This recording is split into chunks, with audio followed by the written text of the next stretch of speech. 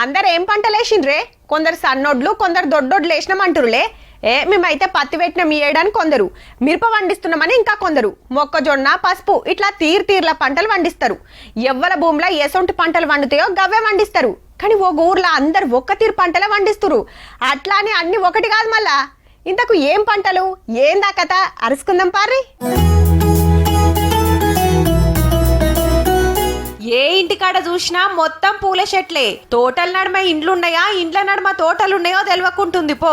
ఆదిలాబాద్ జిల్లా గోదారిగూడల ఇండ్ల సుట్టే పూల తోటలు పెంచుతురు షానేండ్ల సంది. మా విలేజ్ అంటే పూల విలేజ్ లా అయిపోయింది. ఇప్పుడు ఇక్కడికి వచ్చేసి చాలా విలేజెస్ నుంచి, డిస్ట్రిక్ట్ నుంచి వచ్చి కొనుక్కొని వెళ్తారండి పువ్వులు.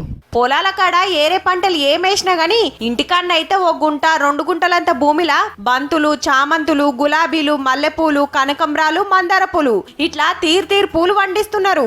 అట్లాని కూలోలను పెట్టరుల్లో. ఎవ్వల తోటలు ఆళ్లే కలుపు తీసుడు, పూలు కోసుడు, ఇట్లా దండలల్లుడు, గిరాకి రాగానే అమ్ముడు. చుట్టుముట్టు ఊరోళ్లే కాదు, బయటి రాష్ట్రాలకు సుత పంపుతారంటే చూడుర్రిగా. మంచి దొరుకుతాయి పువ్వులని ఇక్కడికి వచ్చి మేము తీసుకుపోతున్నాం. మళ్ళీ ఏమో మాకు దేవుని కోసం అంటే మనకు కొన్ని తక్కువ రేట్లు కూడా ఇస్తున్నారు. ఫ్రెష్ పూలు మళ్ళా అగ్వకే ఇస్తుండే వరకు ఈ ఊరికే వచ్చి తీసుకుపోతాం అంటున్నాడు అన్న.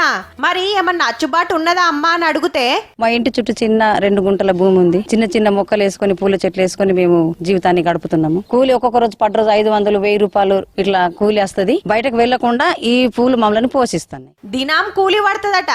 మళ్ళా బేరగాళ్ళకి అమ్మేటి అలాగు. ఇంటికాడ జాగ ఉత్తగుంచకుండా పూల ఉపాయం చేస్తే గింత ఫాయిదా అవుతుందన్నట్టు. ఇక పంటను బట్టి కొన్ని 3 నెలలకు చేతికొస్తే, కొన్ని 6 నెలలకు చేతికొస్తాయి. మల్లెపూల తోట పెడితేనైతే 20 ఏళ్ల దాకా రంది లేకుండా పంట వస్తూనే ఉంటది. ఎటు చూసినా పూల తోటలో ఉండుతోని ఊళ్ళకు పోగానే కమ్మట ఆసన వస్తుండొచ్చు. ఒక్కొక్క ఊరు ఒక్కో తీర్ల పేరు పోతుంటది. గోదావరి కూడా పూలకు ఫేమస్ అన్నట్టు.